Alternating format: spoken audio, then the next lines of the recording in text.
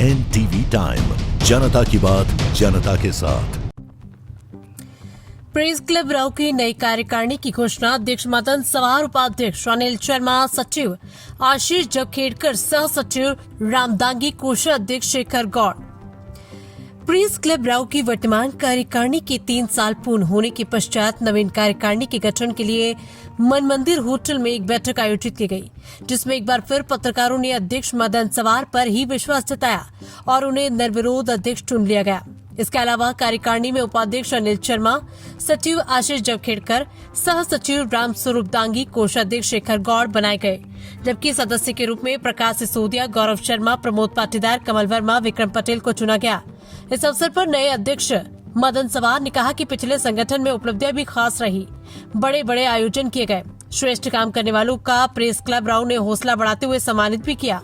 Corona काल में भी कुछ वार्ड में जरूरतमंदों की सेवा करने वालों के साथ रहकर घर घर दस्तक दी। मदन सवार ने कहा कि इसके बावजूद संगठन को कमजोर करने के प्रयास किए जा रहे थे, कीचड़ तक उछाला जा रहा था, लेकिन क्षेत्र के राजनीतिक, सामाजिक सहित सभी लोग जानते हैं कि कौन इस क्षेत्र में निष्ठा से काम करता है। उन्होंने कहा कि नए संगठन में ऐसे सक्रिय व मुस्तैद लोगों को लिया गया है जो सक्रियता से लंबे समय से काम कर रहे हैं। इनसे प्रेस क्लब को जान मिलेगी। विगत प्रेस क्लब से हमने यही सबक सीखा है।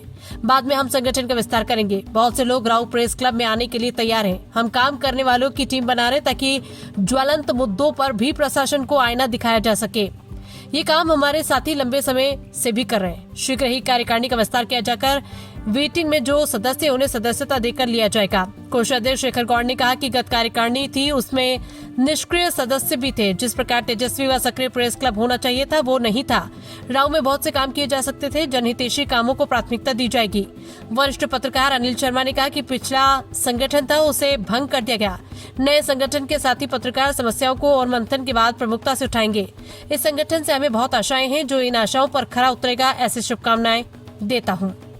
संयुक्त सचिव रामदांगी ने एक सवाल के जवाब में कहा कि सबसे पहले हमारे वरिष्ठ साथी व मार्गदर्शक मदन सवार को शुभकामनाएं देता हूं, जो लंबे समय से संगठन के काम में जुटे रहे। आगे भी हम जनहितैषी मुद्दे उठाएंगे। पूर्व के कुछ साथी सक्रिय नहीं थे, मदन जी ने इसे संज्ञान में लिया और एक बेहतरीन कार्यकारिणी की दिशा में काम करके उसे अंजाम तक पहुंचाया। इंदौर से आशीष जखेड़कर की रिपोर्ट। सर, आज जो प्रेस क्लब का नया संगठन तैयार किया गया था, इसके बारे में आपको क्या कहना है? इसमें विगत पिछले जो कार्यकारिणी थी, उसमें कुछ ऐसे सदस्य आ गए, निष्क्रिय सदस्य आ गए थे, और जो प्रेस क्लब होना चाहिए सही मायने में उसका सही उपयोग नहीं हो पा रहा था। इसलिए आज ये नई कार्यकारिणी गठित की गई है। जी, क्या रूपरेखा रहेगी सर राव के अंदर? राव में तो बहुत सारे कार्य हैं जो सब मिलके, सब साथी मिलके ये कार्य करेंगे।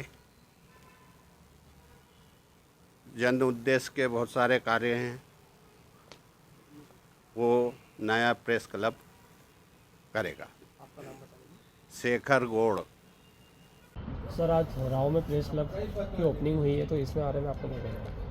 सबसे पहले तो मैं हमारे वरिष्ठ साथी और हमारे मार्गदर्शक मदन जी सवार जी को शुभकामनाएं देता हूं। इन्हीं के मार्गदर्शन में हम लगातार विधानसभा में पत्रकारिता के माध्यम से सेवा देते आ रहे हैं। आगे भी हम जनहितैषी मुद्दे उठाएंगे और जन सेवा करने में हम लगातार करेंगे क्षेत्र में।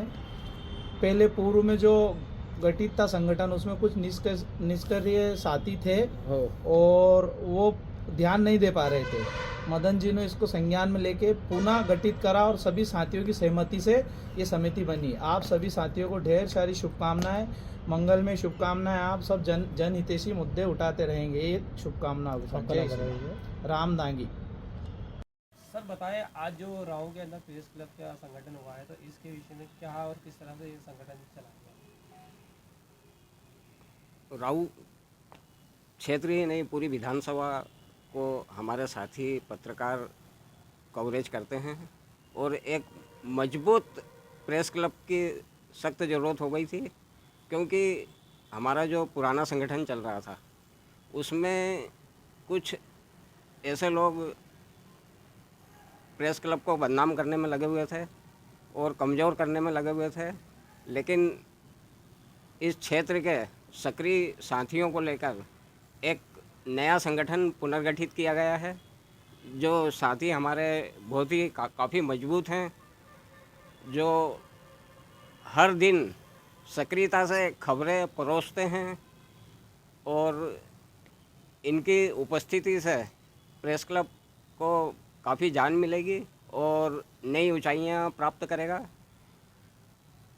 विगत प्रेस क्लब से हमने यही सबक सीखा है कि सहारा तो बहुत कम लोग देते हैं, लेकिन मंजिल पर पहुंचाने वालों की कतार है।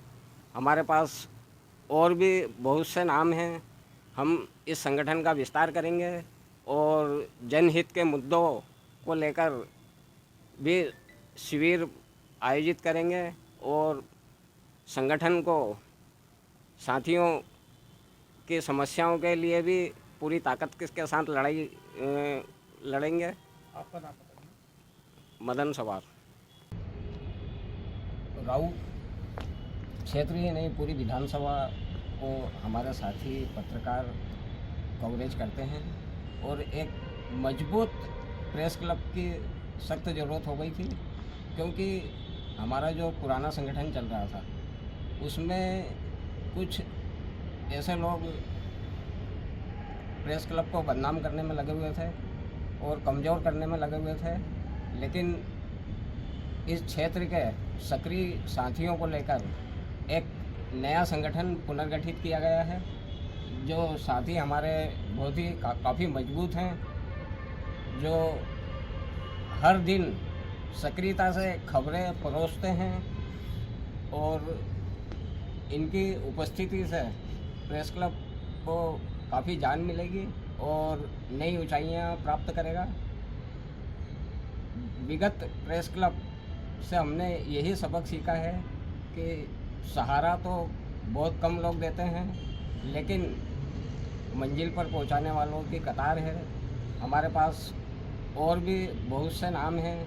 हम इस संगठन का विस्तार करेंगे और जनहित के मुद्दों को लेकर भी शिविर आयोजित करेंगे और संगठन को साथियों की समस्याओं के लिए भी पूरी ताकत के साथ लड़ेंगे। आपका नाम बताइए। मदन सवार। सर, आज जो प्रेस क्लब का नया संगठन तैयार किया गया, तो इसके बारे में आपको क्या कहना है? इसमें विगत पिछले जो कार्यकारिणी थी उसमें कुछ ऐसे सदस्य आ गए, निष्क्रिय सदस्य आ गए थे, और जो प्रेस क्लब होना चाहिए सही मायने में उसका सही उपयोग नहीं हो पा रहा था, इसलिए आज ये नई कार्यकारिणी गठित की गई है। इसकी क्या रूपरेखा रहेगी सर रॉन्ग के लेकर? राव में तो बहुत सारे कार्य हैं जो सब साथी मिल के ये कार्य करेंगे। जन उद्देश्य के बहुत सारे कार्य हैं, वो नया प्रेस क्लब करेगा। आपका नाम बता दीजिए। शेखर गौड़। एक मिनट।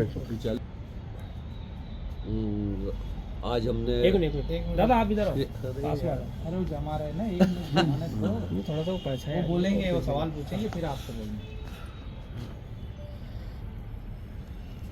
नया संगठन के बारे में आपका क्या कहना है?